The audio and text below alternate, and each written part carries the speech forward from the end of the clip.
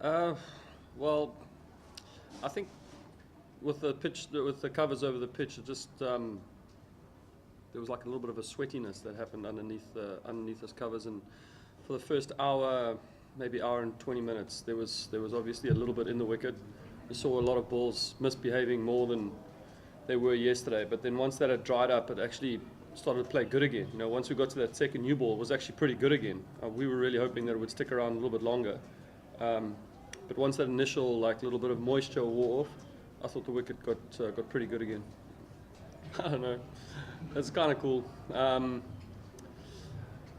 Yeah, I think anybody could have done it. We just needed, I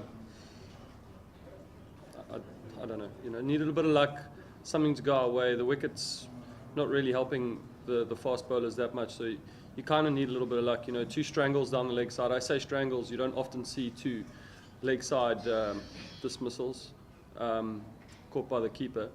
So you kind of need some of that little bit of luck to get the ball rolling, and then I think when we got the ball to start tailing in a little bit, it offered a little bit there too. So the guys worked hard. It was one of the things that we'd spoken about coming into this test match, that Durban was going to be a difficult place to bowl, but somehow Durban, even with these flat wickets that they prepare here, always gives us a result. So we've been on the receiving end of it quite often, but I think the moment you take your foot off the pedal, you get caught wanting sometimes.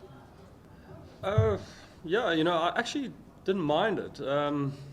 Funny to say, because you can't always have things go your way all the time. Sometimes bad things got to happen so you can actually learn from it. I don't think I bowled that badly. I think I went past the bat quite often. I look at the last test. I always talk about getting that one soft dismissal. If you can get a soft dismissal, you can kind of get on a roll and maybe bowl. Then your good ball will get a wicket. Often you bowl a good ball and doesn't get a wicket. So you kind of just need that momentum shift. And today I was lucky enough to get that little soft one that was down the leg side. It just kicked a little bit of momentum up for me, and my tail was up, and I was able to pick up a couple of wickets, which I wasn't able to do in Joburg. So I don't really mind it too much. I'm happy that I've come through better. You kind of learn from these things, and at the end of the day, I'm actually quite stoked. I think I was talking to Al and said it's probably one of my better fifers that I've taken, purely because I'd gone so long without actually taking a wicket. Most people would capitulate and not be able to come back from that, but I'm quite happy and proud of myself that I was actually able to pick myself up and carry on going. What did we finish on? What was our score? 80 odd? 80, yeah. Yeah, going into day 3. Tomorrow's a key day for us. We always talk about how big a day 3 is. I think tomorrow is the key day for us. So we'll know more tomorrow whether who's got the upper hand. But if you'd offered the scores to us this morning, some of us would have said to you, you're talking bollocks.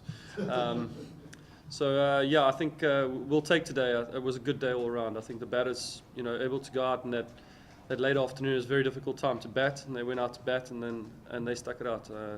Robbie P was doing night watchman duties tonight, and I think he was pretty nervous not to go out there and bat, so I'm stoked for him too. Well, the man's a serious athlete. I'd expect him to catch all of those, actually. I hope so. There's 3 days left. I really hope so, especially for Jock. It being his last test match, I think we would do everything in our power to go out and try and win this one.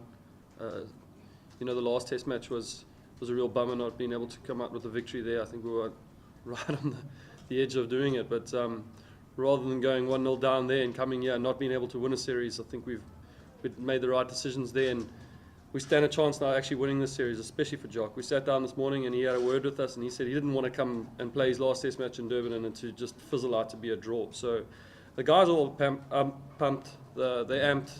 We'll do everything we can to try and, whatever it is, whether we have to score quickly, take another 10 wickets, I don't know, but we'll do everything we can to try and force a result in this game. He always lies to me, so I actually knew about it about a week ago, and I was just telling him he's talking crap.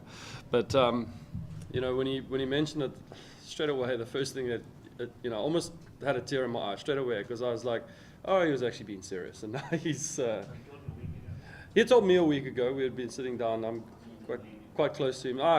He always jokes around with things like that, So I kind of knew in the back of my head, but it's terribly sad, and watching him in the change room now, he's more talkative than he's ever been.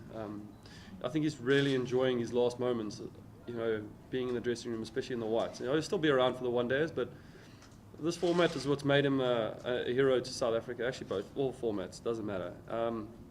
I really hope that he enjoys his last couple of days, and like I said, we'll do everything we can to try and help him get a victory on his last test.